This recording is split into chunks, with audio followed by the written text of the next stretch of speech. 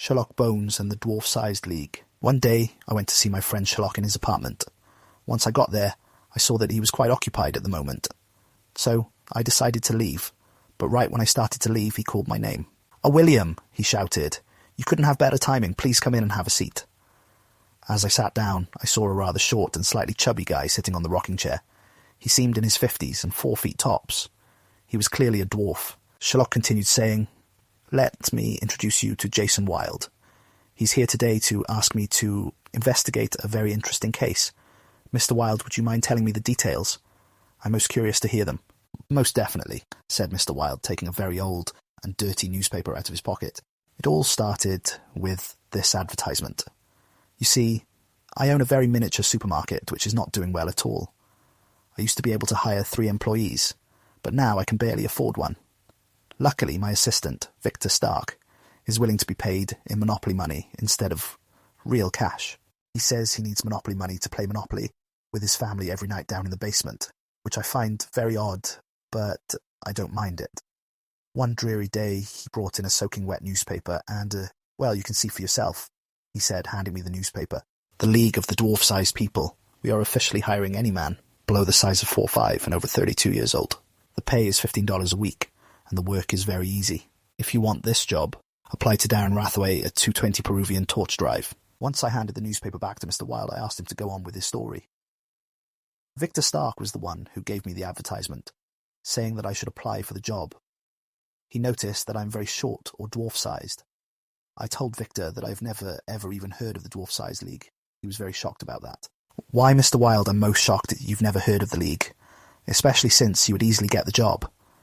Come on, Mr. Wilde, let's go get that job, because you can really use the money right now." Truth be told, I really did need that extra money.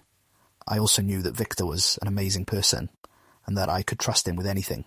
So, when he gives me advice about something, I will most definitely take that advice. So we left, and headed to the interview. Once we got there, it was one of the most crowded places I've ever been to. Luckily, Victor helped me get through the crowd. We got so close that I could see the front of the line from where we were. So we sprinted straight to the front of the line. Once we got to the front of the line, the man that was there was way nicer to me than anyone else that was there. He invited me inside the building and took a long look at me, then randomly shook my hand. "Congratulations," he said. "You've officially got the job. My name is Darren Rathaway, and I am the boss of the Dwarf-Sized League." "There isn't anything I have to do?" I asked. "Well, you're clearly under 455 and at least 50 years old, so you clearly fit the script, and you look like the perfect candidate for this job." "Well, since I have the job, what are the hours?" 11 to 2, replied Mr. Rathaway. "I can't. I have a supermarket to run." "Forget about the supermarket. I shall be able to look after it for you," said Victor. "A supermarket's busiest hours are always around lunch and the evenings, Mr. Bones, especially on Fridays, which is right before Saturday, which is the day we get paid. So, it would help me a lot to get paid a little in the mornings. Besides, I knew Victor was a good man, and that he would see to anything that would pop up." "That would be very good," I said. "What is the work?" "Very small." "What do you call very small?" "Well, you have to be in the building the entire time. If you leave, you lose your position forever." "It's only 3 hours a day, so I shall not dare to think of leaving," said I. "No excuses will be an advantage to you," said Mr. Rathaway. "Neither shall any sort of sickness, nor business, nor any other excuses you can make up. There you must stay, or lose the money." "You never told me about the work." "Ah, yes, the work you have to do is to copy out a very long book called The Dictionary. You must have your own pens, ink and paper, but I will provide a chair and a desk. Be ready by tomorrow." "Most definitely," I answered. "Then goodbye, Mr. Wilde, till tomorrow." Once I got there, the table was all set up. I had a chair and everything seemed normal. So I sat down and started with A. 8 weeks had gone by like this. I'd gotten halfway through the B's. Then one day, when I was going into work, a sign on the door said the whole business is closed permanently. "Closed?" said Sherlock. "That's correct. No later than this morning. Here, look. The Dwarf-Sized League is officially dissolved, October 30th, 1890. I was completely staggered after seeing this, Mr. Bones. I didn't have a clue in the world what to do after this. I called offices round, but none of them seemed to know anything about it. So I decided to go to the owner, who is an accountant who lives on the ground floor. Then I asked him if he had any idea of what had become of the Dwarf-Sized League. He said that he is unfamiliar with that league. So then I asked him who Mr. Darren Rathaway was. He answered that name was unknown to him. "Well, what about the kind sir at number 3? "What, are you talking about the dwarf-sized man?" "Yes." "Oh," said he, "his name was Joaquin Matthews. He moved out yesterday." Do you know where I could find him? At his new address, 2002 Lake Court near St. Paul's. Once I got there, Mr. Bones, it was a kneecap manufacturing company, and still no one knew a Joaquin Matthews or a Darren Rathaway. Mr. Bones, I did not wish to lose such a place without a struggle, so, since I heard you were able to give advice to poor folk, I came right away to you. You did wisely, sir, said Bones. Your case is very remarkable, and I'll be happy to look into it.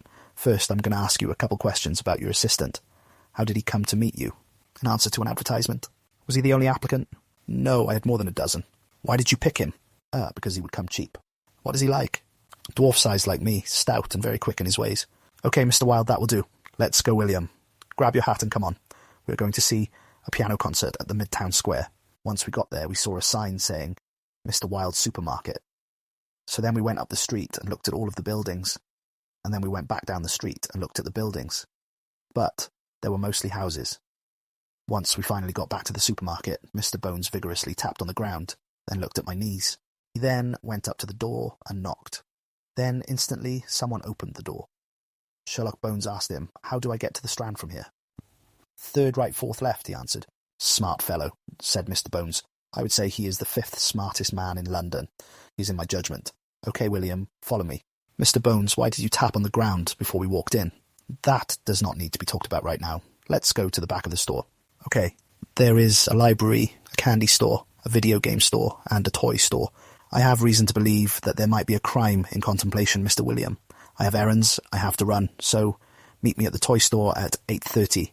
Very well, Mr. Bones. Once I got to the toy store, I saw a sign saying to meet Mr. Bones in the basement of the toy store. Once I got to the basement, I saw the sheriff and Mr. Bones sitting there.